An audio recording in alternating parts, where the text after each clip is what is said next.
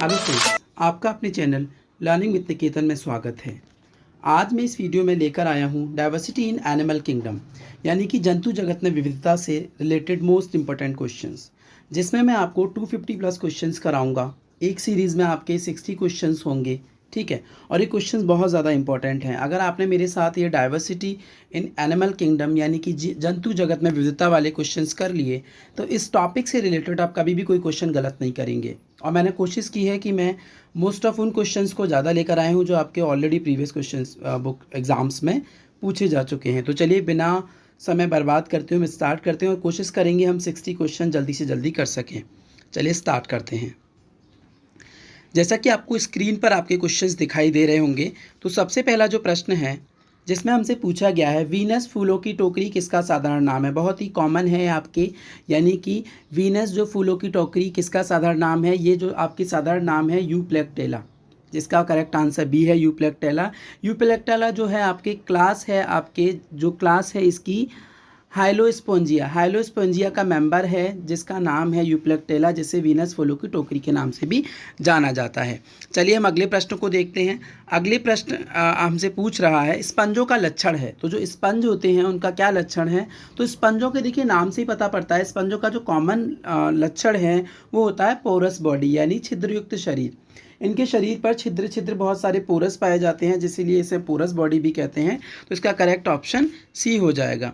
अगला प्रश्न देखते हैं। कॉलर कोशिकाएं पाई जाती हैं, यानी कॉलर सेल्स किस में पाई जाती हैं। तो जो कॉलर सेल्स होती हैं वो भी आपके स्पंजों में ही पाई जाती हैं, क्योंकि अभी हम स्पंजों के क्वेश्चंस देख रहे हैं, ठीक है। तो अगर आपने क्वेश्चंस कर भी लिए सही तरीके से, तो आप कभी भी जंतु जगत में विविधता से कोई भी प्रश्न गलत नहीं करेंगे। अगला प्रश्न देखते हैं। पॉरीफेरा में कंकाल का निर्माण करने वाली कोशिका होती हैं। तो जो पॉरीफेरा में जो कंकाल का निर्माण करती हैं, स्केलेटन का जो निर्माण करती हैं, ठीक है, उन कोशिकाओं को, सेल्स को हम क्या कहते हैं, उन सेल्स को कहते हैं स्क्लीरोब्लास्ट। क्या कहते हैं, स्क्लीरोब्लास्ट। करेक्ट आंसर सी हो जाएगा।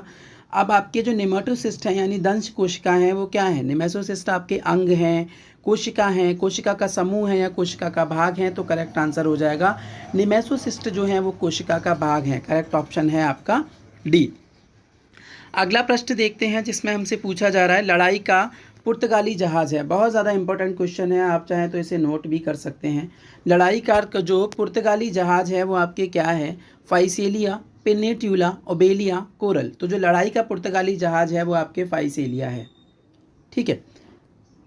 हिप्नोटॉक्सिन का निर्माण किसके द्वारा होता है। हिप्नोटॉक्सिन का जो निर्माण होता है स्पंजों के द्वारा, नहाने के स्पंज के द्वारा, दंश कोशिका के द्वारा, ल्यूकोसोनिया के द्वारा। तो यानी कि अगर हम बात करें हिप्नोटॉक्सिन का जो निर्माण होता है, हिप्नोटॉक्सिन का निर्माण जो होता है वो आपके दंश कोशिका के द्वारा होता है, यानी कि हम बात करें निमेटोसिस्ट के द्वारा होता है। तो करेक्ट आंसर इसका भी सी हो जाएगा। अगले प्रश्न को देखते हैं जिसमें हमसे पूछा जा रहा है बहुनाल कोरल, यानी ऑर्गन पाइप कोरल है। ऑर्गन पाइप कोरल जो है वो आपके क्या है, एस्ट्रिया है, ट्यूबिपोरा है, हेलियोपोरा है, फंजिया है। तो जो बहुनाल कोरल है, ऑर्गन पाइप कोरल है, वो आपके ट्यूबिपोरा है। करेक्ट आंसर भी हो जाएगा। हाइड्रा की शरीर गुहा कहलाती है। हाइड्रा की जो शरीर गुहा होती है वो क्या कहलाती है, आंतर गुहा, आंत गुहा, जठरवाहिनी गुहा। देखिए आंत गुहा तो एकदम रॉन्ग ऑप्शन है, ठीक है। तो अंतर गुहा और जठरवाहिनी गुहा हाइड्रा की शरीर गुहा कहलाती है, इसीलिए इसका करेक्ट आंसर डी हो जाएगा, ए तथा सी। अगले प्रश्न को देखते हैं जिसमें हमसे पूछा जा रहा है, क्वेश्चन थोड़ा सा क्रॉप हो गया है बट हम बता दे रहे हैं आपको। क्वेश्चन है आपके यकृत फ्लूक का मध्य पोषक है। तो यकृत फ्लूक का जो मध्य पोषक पूछा गया है, मध्य पोषक मनुष्य, सुअर, घोंगा, मच्छर। तो यकृत फ्लूक का जो आपके मध्य पोषक है वो आपके घोंगा है। करेक्ट आंसर सी हो जाएगा। ज्वाला कोशिका पाई जाती हैं। ज्वाला कोशिका यानी फ्लेम सेल्स किस में पाई जाती हैं, पॉरीफेरा में, सिलेंट्रेटा में, प्लेटी हेलमेंथेज में, एसके हेलमेंथेज में। तो देखिए ज्वाला कोशिका पाई जाती हैं प्लेटी हेलमेंथेज में। करेक्ट आंसर सी हो जाएगा। अब ये ज्वाला कोशिका करती क्या है, तो यानी कि प्लेटी हेलमेंथीज की अगर हम बात करें, प्लेटी हेलमेंथीज में जो एक्सक्रीशन होता है, जो उत्सर्जन होता है, एक विशेष प्रकार की कोशिकाओं द्वारा होता है, जो कोशिकाएं कहलाती हैं आपके फ्लेम सेल्स, जिन्हें हम ज्वाला कोशिका कहते हैं। अगला प्रश्न देखते हैं। बच्चों में पाए जाने वाला, यानी कि जो कॉमनली बच्चों में जो सामान्य कृमि पाया जाता है, कहते हैं कीड़े हो गए जो पाए जाते हैं, वो क्या होते हैं, उसका जो साइंटिफिक नाम होता है दैट इज द एंटेरोबियस वर्मिकुलरिस। क्या है, एंटेरोबियस वर्मिकुलरिस। करेक्ट आंसर ए हो जाएगा। कशाक्रमी विपवॉर्म है। विपवॉर्म कैसे कहते हैं, आपके विपवॉर्म जो है आपके एनसाइक्लोस्टोमा, ट्राइक्यूरिस, एंटोरिबियस, ट्राइकेनेला। तो करेक्ट आंसर इसका हो जाएगा आपके ट्राइक्यूरिस। तो अगला प्रश्न देखते हैं, केचुआ के उत्सर्जी अंग हैं। केचुआ के आपके उत्सर्जी अंग पूछे गए हैं, ठीक है, इसे हम अर्थमा भी कहते हैं आपके। ज्वाला कोशिका, प्रगुहा, नेफ्रीडिया, पेसिडी। तो केचुए के जो उत्सर्जी अंग हैं वो हैं आपके नेफ्रीडिया। करेक्ट आंसर सी हो जाएगा।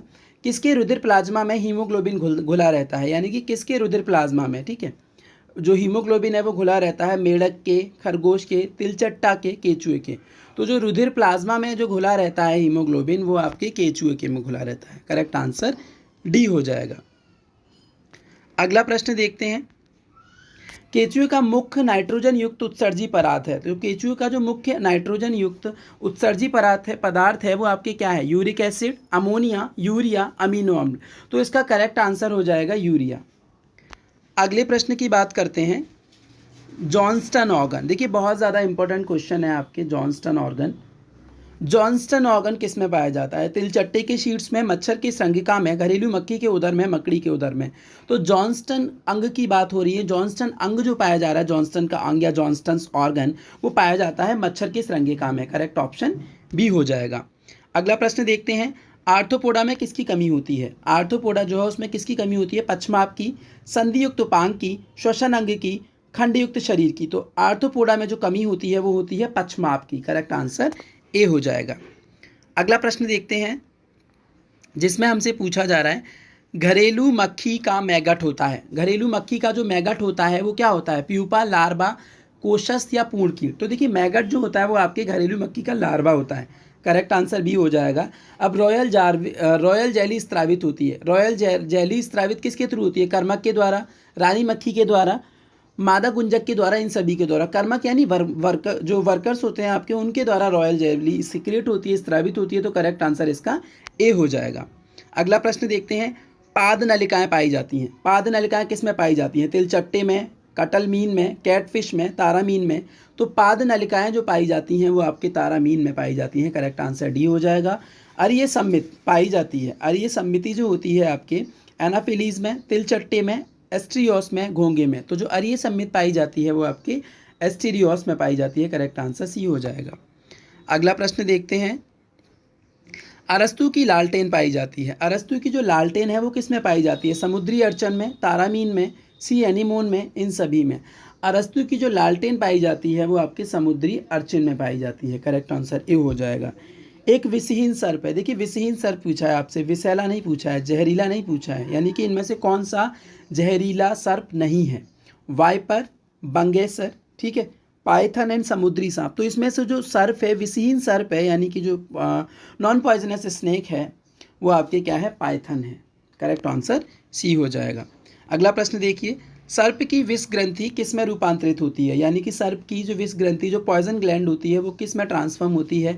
अधोजिह्वा में, जिह्वा में, जंबिका में, कर्णपूर में। तो वो होती है आपके कर्णपूर में। अगला प्रश्न देखते हैं, पेंगुइन में होते हैं। पेंगुइन में क्या होते हैं? लंबे पैर, चप्पू के समान पंख, अंडे रखने के लिए कोष्ठ, दो आगे की ओर तथा दो पीछे की ओर निर्देशित पाद। तो पेंगुइन की बात करें, पेंगुइन में चप्पू के समान पंख होते हैं। करेक्ट आंसर बी हो जाएगा। अगला प्रश्न देखते हैं, निम्न में से कौन सर्प नहीं है? ये पूछा है, इनमें से सर्प नहीं है, स्नेक नहीं है। तो सबको पता है आपको, कांच गोदिका, रेटल सर्प, करेत, वाइपर। देखिए रेटल सर्प, वाइपर, करेत बीएससी में आपने डिटेल में पढ़ा होगा, स्नेक्स आपके, ठीक है। तो यानी कि इसमें से जो स्नेक नहीं है वो है आपके कांच गोदिका। सबसे तेज उड़ने वाला पक्षी, सबसे तेज उड़ने वाला पक्षी पूछा जा रहा है आपसे, ठीक है। तो एमू है, एल्बेट्रॉस है, सेटेकुला है, फैल्कन है। तो सबसे तेज उड़ने वाला जो पक्षी है वो आपके एल्बेट्रॉस है। करेक्ट आंसर बी हो जाएगा। अगला प्रश्न देखते हैं, उभयचरों का हृदय होता है। उभयचरों का जो हृदय होता है, यानी कि इनका जो हृदय होता है, त्रिकोष्ठीय, चार कोष्ठीय, द्विकोष्ठीय, एक कोष्ठकीय, त्रिकोष्ठीय होता है। ए इसका करेक्ट आंसर है। पाद रहित उभयचर है। पाद रहित उभयचर की अगर बात हो रही है, पाद रहित उभयचर इक्थियोफिस, एलाइटस, ब्यूफो, हाइला। तो जो पाद रहित उभयचर है वो आपकी इक्थियोफिस है, एलाइटस है, ब्यूफो है, हाइला है। उसका करेक्ट आंसर आपका इक्थियोफिस हो जाएगा, ए हो जाएगा। अगला प्रश्न देखते हैं, कौन सा शीत रुधिर तापी जंतु है? यानी कि शीत रुधिर तापी जंतु पूछा है आपके, कंगारू है, कबूतर है, शार्क है, खरगोश है। तो करेक्ट आंसर आपके शार्क हो जाएगा। अगला प्रश्न देख लीजिए, ऐसा स्तनधारी जो अंडे देता है, ऐसा मैमल जो अंडे देता है, शल्कीय चींटीखोर, कांटेदार चींटीखोर, हैजहोग से ही। तो करेक्ट आंसर इसका कांटेदार चींटीखोर हो जाएगा, बी हो जाएगा।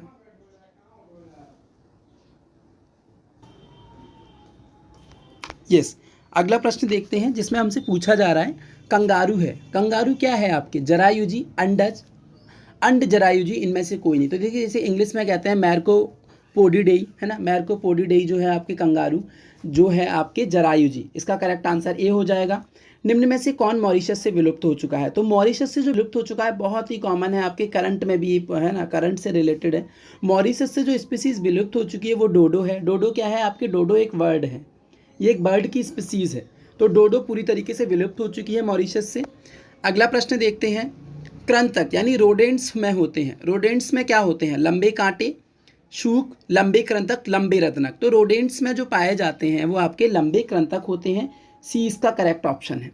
ऐसे स्तनधारी जिसमें दोनों दूध उत्पादन करते हैं, यानी कि एक स्तनधारी पूछे गए जिसमें दोनों दूध उत्पादक करते हैं आपके पाइथन, एकिडिना, मैक्रोपस, डाइफेलिसिस। तो इसका करेक्ट आंसर आपके मैक्रोपेस हो जाएगा।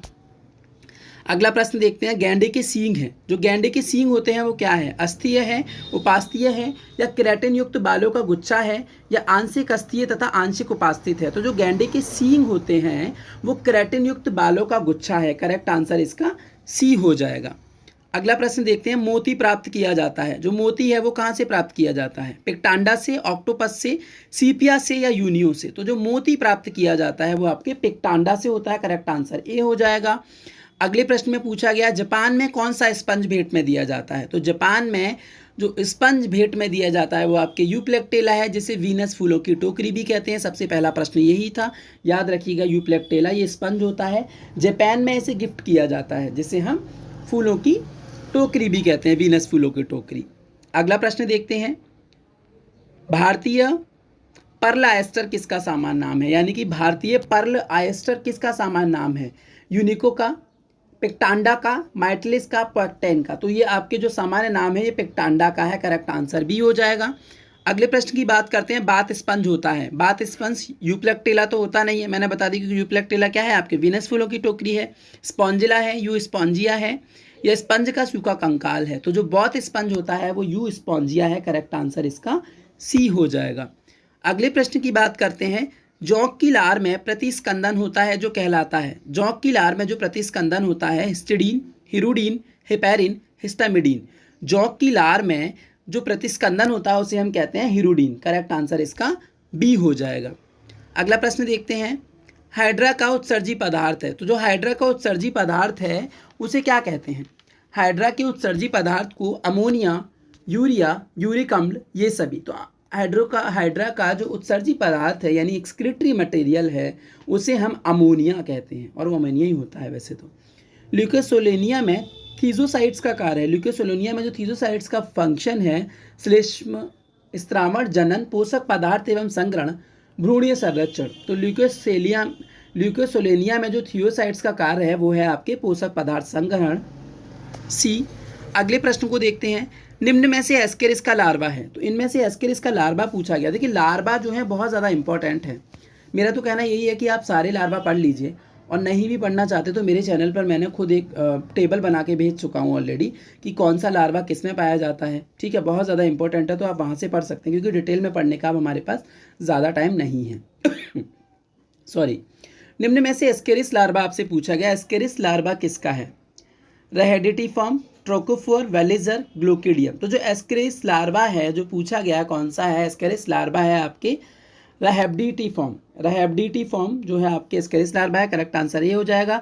फैसियोला हिपोटिका किस में पाया जाता है, बीएससी में आपने पढ़ा होगा, फैसियोला हिपोटिका भेड़ के यकृत में, भेड़ की आंत में, मनुष्य के यकृत में, भेड़ के आमाशय में। तो ये भेड़ के लीवर में पाया जाता है, शीप के लीवर में, ठीक है, ये करेक्ट आंसर भी हो जाएगा। अगला प्रश्न देखते हैं, पेरीपेटस किसकी संयोजक कड़ी है, तो जो पेरीपेटस है वो संयोजक कड़ी जो है ये एनिलिडा एवं आर्थ्रोपोडा की संयोजक कड़ी है, कनेक्टिव लिंक है आपके एनिलिडा एवं आर्थ्रोपोडा की, जिसे हम पेरीपेटस कहते हैं। क्या कहते हैं उसे, हम आपके पेरीपेटस कहते हैं। आप पूछा जा रहा है मोती उद्योग के लिए कौन सा स्पंज हानिकारक है, मोती उद्योग के लिए, ठीक है, यूस्पॉन्जिया, क्लियोना, कैलाइन, ल्यूकोसेलेनिया। तो मोती उद्योग के लिए जो स्पंज हानिकारक है उसका करेक्ट आंसर भी हो जाएगा क्लियोना। ओके, अगला प्रश्न देखते हैं। लार की नलिका यानी कि लॉरर्स कैनाल, लॉरर्स कैनाल किस में पाई जाती है? फैशियोला में, टीनिया में, एस्केरिस में, कॉकरोच में। तो लॉरर फेनाल जो पाई जाती है वो आपके फैशियोला में पाई जाती है। जो फैशियोला हेपेटिका मैंने अभी बताया था आपको, जो भेड़ की यकृत में पाया जाता है, ठीक है, वो आपके किस में पाई जाती है? लॉरर नलिका जो होती है आपके कैनाल जो होगी वो आपके फैशियोला में पाई जाएगी। करेक्ट आंसर ए हो जाएगा। अगले प्रश्न में पूछा गया है केचुए में कौन से खंड में हृदय होता है? बहुत इंपॉर्टेंट क्वेश्चन है, 50 नंबर वाला, यानी कि कौन से सेगमेंट में केचुए में हृदय पाया जाता है, ठीक है। अर्थवर्म की बात हो रही है, हार्ट पाया जाता है। तो केचुए में जो हार्ट पाया जाता है वो हृदय है आपके 7th, 9th, 12th एंड 13 खंड, सी 7th and 9th and 12th and 13 खंड हैं आपके, ठीक है, जिसमें हृदय पाया जाता है। अगला प्रश्न देखते हैं। क्लोरोगोगन, क्लोरोगोगन कोशिकाओं का कार्य है। जो क्लोरोगोगन कोशिकाएं हैं उनका क्या कार्य है? पाचन, उत्सर्जन, श्वसन, भोज्य पदार्थों का संचय करना। तो क्लोरोगोगन कोशिकाओं का, सेल्स का काम है एक्सक्रीशन, जिसे हम उत्सर्जन भी कहते हैं। करेक्ट आंसर बी हो जाएगा। अगला प्रश्न देखते हैं। कॉन्ग्लोबेट ग्रंथि पाई जाती है। कॉन्ग्लोबेट ग्लैंड जो पाई जाती है वो किस में पाई जाती है? केचुए में, मेढक में, झींगा में, कॉकरोच में। देखिए याद रखिएगा, कॉन्ग्लोबेट ग्लैंड, कॉन्ग, को और कॉ, ठीक है, कॉकरोच, यानी कि कॉन्ग्लोबेट ग्रंथि आपके कॉकरोच में पाई जाएगी। करेक्ट आंसर डी हो जाएगा। जिसका जो आपके बायोलॉजिकल नेम है, साइंटिफिकली नेम है कॉकरोच का, अमेरिकाना पेरिप्लेनेटा है, ठीक है। पक्षी में ध्वनि उत्पन्न करने वाला अंग है, यानी कि जो बर्ड्स की बात करें उनमें जो आवाज़ निकलती है, जो ध्वनि उत्पन्न की जाती है, वो उनके शरीर के कौन से अंग के द्वारा होती है? कंठ, घाटी, शब्दनी, नासा, ग्रसनी। तो वो होती है आपके शब्दनी के द्वारा। देखिए नाम से ही समझ में आ रहा है शब्दनी मतलब शब्द बन रहे होंगे, तो इसी तरीके से अपना सेंस लगा लीजिएगा कि ध्वनि उत्पन्न जो की जाती है वो अंग आपके कौन सा है? शब्दनी। अगला प्रश्न देखते हैं। पक्षी तथा सरीसृपों का उत्सर्जी पदार्थ है। तो पक्षी तथा सरीसृपों का जो उत्सर्जी पदार्थ है, यानी कि बर्ड्स एंड रेप्टाइल्स का जो एक्सक्रीटरी मटेरियल है, अमोनिया है, यूरिया है, यूरिक एसिड है, अमोनिया तथा यूरिया है, तो वो है आपके यूरिक एसिड यानी यूरिक अम्ल। ये पक्षी तथा सरीसृपों का उत्सर्जी पदार्थ है। अगला प्रश्न देखते हैं। काउपर ग्रंथि किस में पाई जाती है? काउपर ग्रंथि कॉकरोच में, खरगोश में, केचुए में, मेढक में। तो काउपर ग्रंथि जो पाई जाती है वो आपके खरगोश में पाई जाती है। करेक्ट आंसर इसका बी हो जाएगा। प्रीन ग्रंथि किस में पाई जाती है? अब प्रीन ग्रंथि पूछी जा रही है।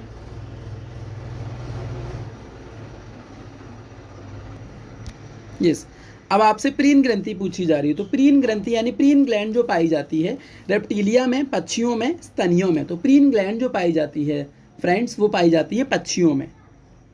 देखिए पा से प्रीन और पा से पक्षी, ठीक है, इस तरीके से याद रख लीजिएगा। प्रीन ग्लैंड जो है आपके पक्षियों में पाई जाती है। अगला देखते हैं। फेरेटिमा का रुधिर वर्णक है। जो फेरेटिमा का रुधिर वर्णक है वो क्या है? Haemoglobin, haemocyanin, haemin and cyanin. जो फेरेटिमा का रुधिर वर्णक है वो हीमोग्लोबिन है, हीमोसाइनिन है, या हीमिन है या साइनिन है। फेरेटिमा का रुधिर वर्णक है वो आपके हीमोग्लोबिन है। अगला प्रश्न देखते हैं। सेस्टोड्स में अंडपूर्ण यानी ग्रेविड, सेस्टोड में ग्रेविड देह खंडों का शरीर से अलग होना क्या कहलाता है? प्रमोचन, स्वांगोचन, शावकी जनन, स्वतः भोजिता। तो वो कहलाता है आपके प्रमोचन। करेक्ट आंसर ये हो जाएगा। अगला प्रश्न देखिए। हाइड्रा में दंश कोशिकाओं की उत्पत्ति होती है। तो हाइड्रा में जो दंश कोशिकाओं की उत्पत्ति जो होती है बाह्य चर्म से, अंत चर्म से, मीजेजाइनिक से या मध्य जनन से। तो हाइड्रा में जो दंश कोशिका की उत्पत्ति होती है वो आपके बाह्य चर्म से होती है। करेक्ट आंसर इसका ए हो जाएगा। अगला प्रश्न देखते हैं जिसमें पूछा जा रहा है एमनियोटा समूह में कौन से जंतु पाए जाते हैं। अगला है लास्ट है और सबसे इंपॉर्टेंट है। तो देखिए एमनियोटा समूह में जो जंतु पाए जाते हैं उसे हम पक्षी व पक्षी सरीसृप, पक्षी व स्तनी, सरीसृप स्तनी, सरीसृप पक्षी व स्तनी, यानी कि इसमें तीनों पाए जाते हैं। एमनियोटा जो समूह है, एमनियोटा जो ग्रुप है उसमें तीनों एनिमल्स आपके पाए जाएंगे, सरीसृप, पक्षी व स्तनी। तो ये आपके करेक्ट ऑप्शन इसका डी हो जाएगा। सो फ्रेंड्स आई होप आपको ये क्वेश्चन समझ में आए होंगे। ठीक है, अब हम देखेंगे आपके कि नेक्स्ट पार्ट में हम आपके 61 से मूव आउट करेंगे 61 टू 120। और तो आज आपके मैंने आपको क्वेश्चन नंबर 1 टू 60 करा दिए। नाउ लेट्स सी कि आप लोग कितने क्वेश्चंस के राइट आंसर्स दे पा रहे हैं। तो आप अभी पेन पेपर लेके बैठिए और जिस जिस क्वेश्चन का आप सही आंसर्स दे रहे हो उसे नोट करते जाइए। बाद में टोटल नंबर ऑफ क्वेश्चंस अपने आप कमेंट बॉक्स में लिखिए, जिससे आपको पता पड़ पाएगा कि आप कितने क्वेश्चन सही कर पा रहे हैं। और मेरे साथ कंटिन्यू लगे रहिए आप, क्योंकि जंतु जगत में विविधता से मैं आपको 250 प्लस क्वेश्चन कराऊंगा, यानी 260 से भी ज़्यादा क्वेश्चन कराऊंगा, और वो इस टॉपिक के लिए सफिशियंट है, क्योंकि अब हमारे हाथ के नीचे से जितने क्वेश्चंस निकल जाने चाहिए उतने ज़्यादा अच्छे हैं। ठीक है, थ्योरेटिकली पढ़ने से अच्छा है कि अगर आप इस तरीके से कीप इन टच में रहेंगे, थोड़ा सा कन्वर्जिंग इसमें रहेंगे, तो आपको थोड़ा सा एक चीज़ें याद भी रहेंगी। जैसे कि हाइड्रा का उत्सर्जी पदार्थ था तो अमोनिया था। ठीक है, लॉरर की नालिका जो मैंने बताई थी आपको, लॉरर्स कैनाल किस में पाई जाती है, फैशियोला में पाई जाती है। क्लोरोगोमल सेल्स का क्या फंक्शन है, तो क्लोरोगोमल सेल्स का जो फंक्शन है वो एक्सक्रीशन है। ठीक है, उसके अलावा और भी आगे बहुत ज़्यादा अच्छे और इंटरेस्टिंग क्वेश्चंस लाऊंगा, तो आप लगे रहिए। अब हम आपके नेक्स्ट पार्ट में मिलेंगे। ठीक है, और उसके अलावा अगर आपको कोई डाउट है, कोई भी क्वेश्चंस, किसी भी क्वेश्चंस में आंसर में कोई डाउट है, कोई आंसर आपको डिटेल में चाहिए, तो मेरे टेलीग्राम चैनल का लिंक नीचे दे रखा है डिस्क्रिप्शन में, और मेरा मेल एड्रेस और भी सारी डिटेल्स दे रखी हैं, उन पर आप कॉन्टैक्ट करके मुझसे डिस्कस कर सकते हैं। So now we will meet in your another video. Thanks for watching.